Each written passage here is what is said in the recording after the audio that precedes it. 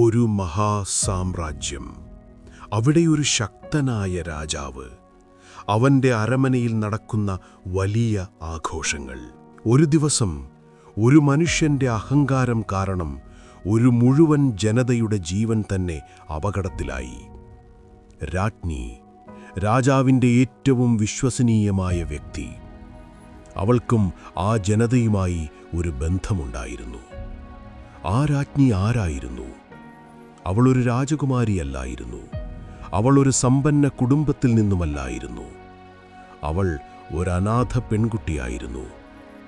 പക്ഷേ ഇപ്പോൾ അവളുടെ മുന്നിൽ നിന്നിരുന്നത് ഒരു ഭീകരമായ തിരഞ്ഞെടുപ്പായിരുന്നു.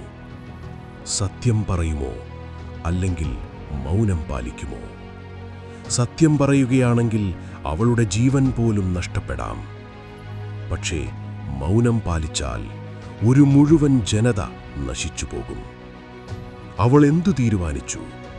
ഒരു രാജ്ഞിയുടെ ധൈര്യം എങ്ങനെ ഒരു ജനതയെ രക്ഷിച്ചു? അതാണ് ഇന്നത്തെ കഥ.